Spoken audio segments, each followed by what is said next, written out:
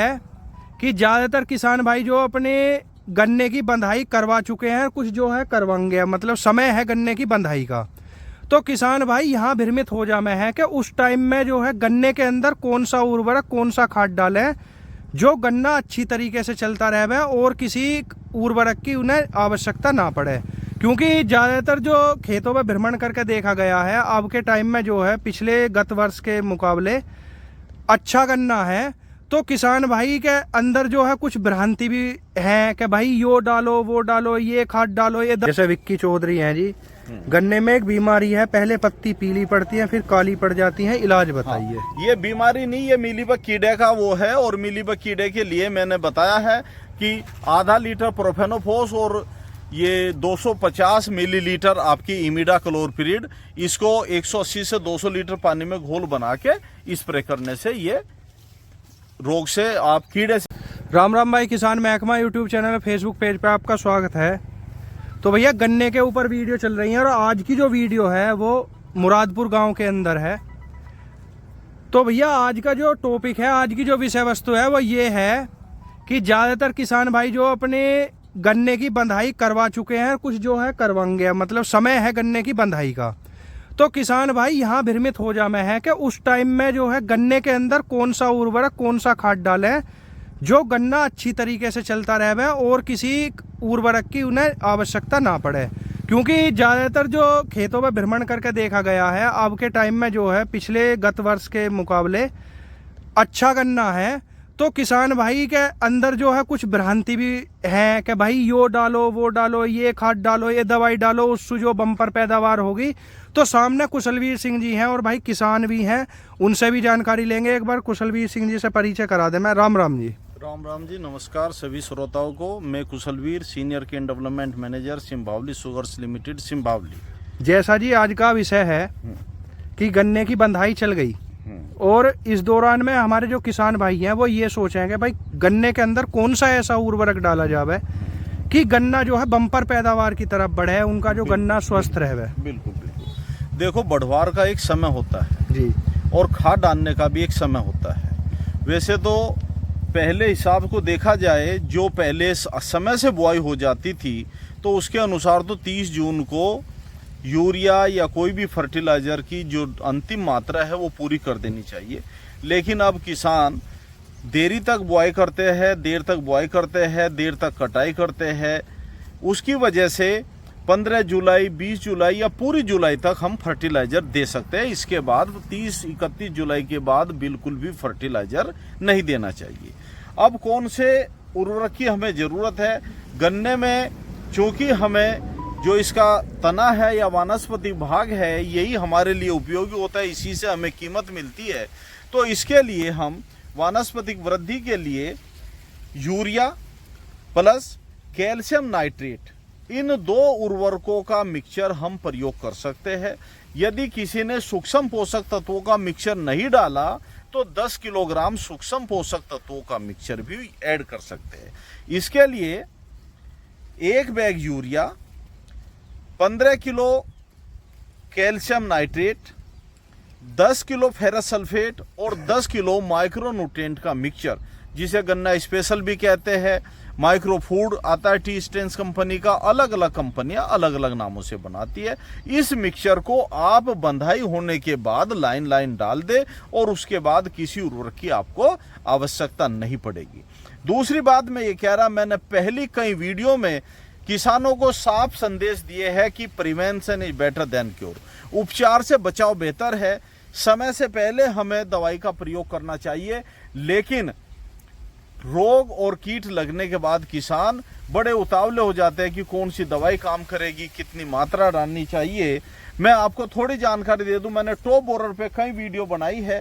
किसान की फसल, किसान को देखने से ये पौधा भी अच्छा लग रहा होगा, ये पौधा भी साफ दिखाई दे रहा होगा, लेकिन मैं बता दूं आपको कि इस पौधे में टॉप बोरर का प्रकोप है। नीचे से बिल्कुल साफ है, ऊपर से भी साफ है। पत्ती से किसी किसान को पता नहीं चलेगा कि इसमें टॉप बोरर लगा हुआ है, लेकिन मैं आपको दिखाऊं, थोड़ा सा टाइम जरूर लग सकता है।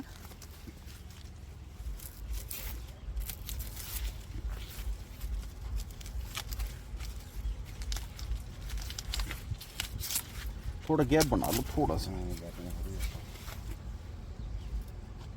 चदरी गमछा फैला ले रहे जरा।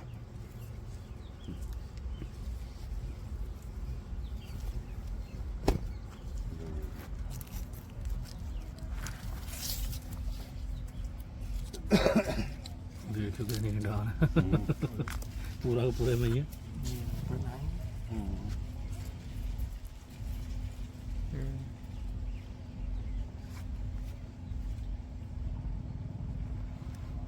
देखिए पूरी ये सूंडी गन्ने के अंदर एंट्री कर चुकी है और अब कोई भी दवाई लगाएगा तो ये ना मरेगी और ना ही फसल बचेगी।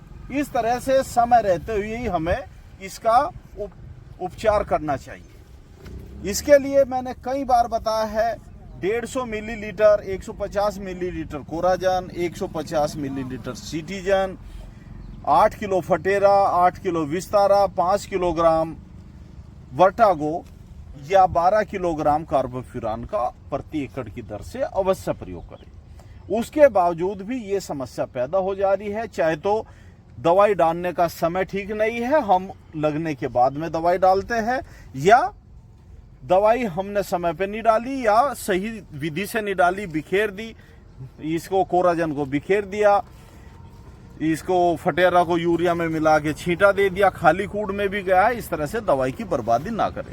दूसरा एक रोग दिखाई दे रहा है, ये पोका बोइंग रोग है। इसमें क्या है, पत्ती गल के सिकुड़न होके टूट जाती है और गन्ना नुकीला हो जाता है, भाले नुमा हो जाता है।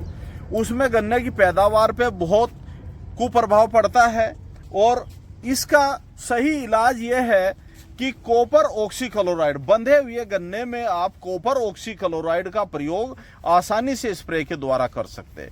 कुछ किसान कहते हैं बिखेरने वाली कोई दवाई इसमें लाभकारी नहीं है।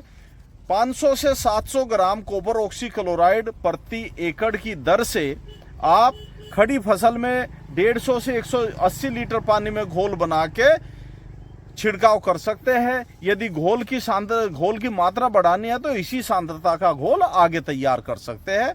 घोल भले ही 150 की जगह पे 200 सवा 200 लीटर भी पड़ जाए तब कोई बात नहीं, लेकिन 150 लीटर पानी में 500 ग्राम कॉपर ऑक्सीक्लोराइड घोलना जरूरी है। अगला घोल फिर इसी सांद्रता का बनाए यदि आगे जरूरत पड़ती है तो। इससे हम पोका बोइंग का नियंत्रण कर सकते हैं। ये ऊपर लगनी चाहिए, ये ऊपर पत्तियों पे। तो ये बहुत भयानक और फैलने वाली बीमारी है। इसे एयरबोर्न डिजीज कहते हैं। हवा के द्वारा, हल्की बारिश के द्वारा खेत के बाहरी सिरे से अंदर की तरफ फैलती है। एक समस्या और दिखाई दे रही है आजकल मीलीबग की। मीलीबग में क्या है कि गन्ने की जो पत्ती है उसके बीच में एक कीड़ा चिपका रहता है और वो गन्ने की पत्ती का, तने का रस चूसता है और रस चूसने के बाद में उसे कमजोर कर देता है, खेत नीचे को बैठता रहता है। मीलीबग के नियंत्रण के लिए आप 500 मिलीलीटर प्रोफेनोफोस प्लस साइपरमेथ्रिन, उसमें 250 मिलीलीटर इमिडाक्लोरपिरिड को मिला के प्रति एकड़ की दर से 150 से 180 से 200 लीटर पानी में घोल बना के आप प्रति एकड़ की दर से स्प्रे कर दे तो उससे हम मीलीबग कीट से भी अपनी फसल को बचा सकते हैं। ये एक छोटी सी जानकारी किसानों को इस वीडियो के माध्यम से देनी थी। किसी किसान की कोई क्यूरीज हो पहली वीडियो में तो मैं उसका भी समाधान करने को तैयार। जी, पहले कुछ सवाल हैं जो किसान कमेंट कर रहे हैं कि उनके फसल में वे रोग लगे हुए हैं, तो उनके बारे में थोड़ा जानकारी दो जी। बिल्कुल। जैसे विक्की चौधरी हैं जी, गन्ने में एक बीमारी है, पहले पत्ती पीली पड़ती है फिर काली पड़ जाती है, इलाज बताइए। हाँ, ये बीमारी नहीं, ये मीलीबग कीड़े का वो है। और मीलीबग कीड़े के लिए मैंने बताया है कि आधा लीटर प्रोफेनोफोस और ये 250 मिलीलीटर आपकी इमिडाक्लोरपिरिड, इसको 180 से 200 लीटर पानी में घोल बना के स्प्रे करने से ये रोग से आप कीड़े से निजात पा सकते हैं। सुरजीत रावत हैं जी, वो कह रहे हैं गन्ने की मोटाई बढ़ाने के लिए कौन सा खाद डालें? सबसे बढ़िया खाद पोटास है। यदि मोटाई नहीं बढ़ी है तो पोटास डालें, लेकिन गन्ना बढ़ने से पहले डालें। जब गन्ने में पोरी बढ़नी शुरू हो जाती है तब मोटाई बढ़ने का कोई मतलब नहीं पड़ता। दीपक चौधरी हैं जी, इस समय गन्ने में यूरिया डालने से कोई बीमारी तो नहीं आएगी? यूरिया डालने से कभी कोई बीमारी नहीं आती। जो रिकमेंडेड डोज है उसी का प्रयोग करें, इससे ज्यादा ना करें। अनुज चौधरी है जी। गन्ने में कैल्शियम नाइट्रेट या कैल्शियम क्लोराइड कौन सा बेहतर रहेगा? देखो अब तो बरसात शुरू होगी, कैल्शियम क्लोराइड भी डाल सकते हैं, लेकिन यदि बरसात नहीं होती तो कैल्शियम नाइट्रेट ही डालना चाहिए। वैसे कैल्शियम नाइट्रेट बेहतर है। इनका एक और सवाल है जी, कौन से फंगीसाइड के साथ जो है जिब्रेलिक एसिड, एनपीके और माइक्रो न्यूट्रिएंट डाल सकते हैं? केवल कॉपर ऑक्सीक्लोराइड को छोड़ के किसी के भी साथ मिला सकते हैं, कोई दिक्कत नहीं है। ये है जी देव एडिट के नाम से है। सोलोमोन भी काम करेगा क्या पोका बोइंग पे? सोलोमन ये एक जी कीटनाशक है, इंसेक्टिसाइड अब है। इसके बारे में इसका क्या तत्व है, क्या सक्रिय तत्व है, इसकी मुझे जानकारी नहीं है। कोई ये है जी दोस्त मोहम्मद जसोई से जी। इफ्को की सीरा सागी की जगह कोई विकल्प बताए जो 20 लीटर टैंक में कितनी फिप्रोनिल तथा इमीडा डाली जावे। मतलब अलग से जैसे फिप्रोनिल ले ले में और अलग से इमीडा ले ले, तो क्या उसकी जो है 20 लीटर के उसमें 20 लीटर के टैंक में यदि इमीडा डालनी है तो आप 20 से 25 ml डाल सकते हैं, और फिप्रोनिल डालना है तो वो भी इतना ही डाल सकते हैं। लेकिन मैं फिप्रोनिल का किसान को प्रयोग करने की ज्यादा सलाह नहीं देता, फिप्रोनिल से ज्यादा हद तक बचना चाहिए। तो ये पवन कुमार है एक जी, जफर अली हैं, वो बोल रहे हैं शामली तक के किसान निर्देशानुसार दवाई का प्रयोग कर रहे हैं, जिस वजह से पैसा भी बच रहा है, संपूर्ण लाभ भी फसल को मिल रहा था। इन्हें क्या बोलना चाहोगे? नहीं, मैं इनका धन्यवाद बोलूंगा भाई, इनका तहे दिन से धन्यवाद। मैं जिस मकसद के लिए वीडियो बना रहा हूं, मेरा कोई पैसा नहीं है वीडियो बनाने का। ज्यादा से ज्यादा किसानों को इस जानकारी का लाभ मिले और वो इसे एडॉप्ट करे। कोई जानकारी मेरे द्वारा गलत दी जा रही हो तो मुझे बता दे वापसी में कि आपके द्वारा ये जानकारी गलत दी गई है, इससे हमें नुकसान हुआ है, मैं उसका सुधार करने की कोशिश करूंगा। वैसे ऊपर वाले की दुआ से मैं जानकारी सटीक देता हूँ। विकास गुर्जर हैं जी, वो कह रहे हैं कॉपर सल्फेट तथा कॉपर ऑक्सीक्लोराइड में कौन सा फंगीसाइड अच्छा है? कॉपर ऑक्सीक्लोराइड अच्छा है जी। सुदेश शर्मा बोल रहे हैं जी, पोका बोइंग के लिए नीला थोथा भी डाल सकते हैं? नीला थोथा जड़ में पड़ेगा और हमें स्प्रे करनी पड़ती है, तो स्प्रे ऊपर होती है पत्ती पे, तो हम कॉपर ऑक्सीक्लोराइड का ही स्प्रे करें उसमें। तो भैया जो कमेंट बचे हैं अगली वीडियो में उनका जो है जवाब दिया जाएगा। फिलहाल जो एक दो किसान है उनसे बात कराएंगे, मतलब जो है राम राम भैया, मतलब नाम और गांव का पता बताओ भैया। मेरा नाम अंकित वर्मा है जी, फ्रॉम मुरादपुर से।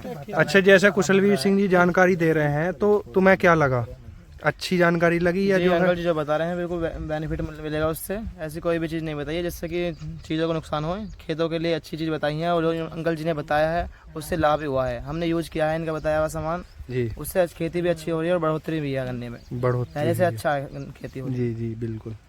ये मुरादपुर का अच्छा भैया, एक बार जो है अपना परिचय करवाओ।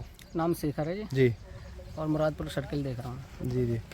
तो जैसे कुशलवीर सिंह जी हैं, इनकी जानकारी जो है लाभदायक है किसानों के लिए ना? बहुत ज़्यादा लाभदायक है, मैं किसानों को बताता भी हूँ जी और इससे बहुत फ़ायदा मिला है किसानों को। फीडबैक अच्छा रहा है। जी जी बिल्कुल। अच्छा, राम राम जी, राम राम। अपना एक परिचय करवाओ जी। हमारा घर तो यहाँ नहीं, नाम गांव का पता बस। मुरादपुर। नाम क्या है जी? रामनिवास यादव। अच्छा अच्छा, जैसे कुशलवीर सिंह जी जानकारी दे रहे हैं और हमारे किसान भी कमेंट कर रहे हैं, तो जी ऐसा लगा तुम्हें कि जो जानकारी अच्छी है, अच्छी जानकारी किसान है। के पक्ष में काम कर रहे हैं? हाँ, किसान भी यही कर रहे हैं जो बताए। तो ऐसा तो ना लग रही है हम के जैसे जबरदस्ती एक थोपने वाली बात हो? नहीं, भाई नहीं, बिल्कुल ऐसी सिम्टम्स बात तो दिखा नहीं के है, वो दवाई तो- बता रहे हैं। वो तो एक अधिकारी हैं, एक वैज्ञानिक भी हैं, डॉक्टर भी हैं। जी वो बिल्कुल। जो बताते वो सही बताते हैं। उनका धंधा थोड़ी है कि हम घूम घूम कर ये प्रचार कर रहे हैं। हमारा कोई दवा हमारा बिक नहीं रहा है, नहीं बिक रहा है, कंपनी से कोई संपर्क नहीं है। जी बिल्कुल बिल्कुल। वो तो मिल से जुटे हुए हैं और अपनी जो बताएं अच्छा ही बताएं, किसान के हित में फ़ायदा ही बताएं। जी। तो भैया आज की जो वीडियो ही वो ही गांव मुरादपुर के अंदर, डिस्ट्रिक्ट हापुड़ के अंदर, और इसमें जो जानकारी दी गई है वीडियो में भाई पोका बोइंग के ऊपर भी है, और टॉप बोरर के बारे में भाई सूंडी दिखाई, बिल्कुल स्वस्थ पेड़ के अंदर सूंडी ही उसका, और मिलीबग के बारे में भी जानकारी दी गई है। सबसे बड़ी बात भाई, हमारे जो किसान भाई हैं वो ये सोचे हैं कि जैसे गन्ने की बंधाई हो गई तो भाई यूँ सब कुछ चीज़ डाल दो गन्ने के अंदर, जो दुकानदार उन्हें बता दे भाई ये डाल दे, डाई डाल, ये डाल, पोटाश डाल, इस तरीके से ना डालें। अपना जो गन्ना है ज़्यादा लागत और ज़्यादा डोज भी हमारे गन्ने ने बिठा दे हुए है, तो एक सीमित डोज और सीमित लागत ही कि गन्ने के अंदर लगा मैं। अब तक गन्ना काफ़ी अच्छा चला हुआ किसानों का। उम्मीद है आगे भी किसानों गन्ना अगर जो है निर्देशानुसार कार्य करोगे तो ऐसा ही चलता रहेगा। तो भैया अगर वीडियो अच्छी लगी हो वीडियो को लाइक करें, चैनल को सब्सक्राइब करें जरूर करें। दूसरी बात भाई, जो किसान हमें कमेंट कर रहे हैं, हमारा आभार व्यक्त कर रहे हैं, उनका हम जो है तहे दिल से आभार व्यक्त करे हैं। और दूसरी बात यह है कि भाई अगर तुम्हें जानकारी अच्छी लग रही है तो हम अपने पड़ोसी जो किसान हैं उन्हें भी जो वीडियो को शेयर जरूर करें। राम राम भाई।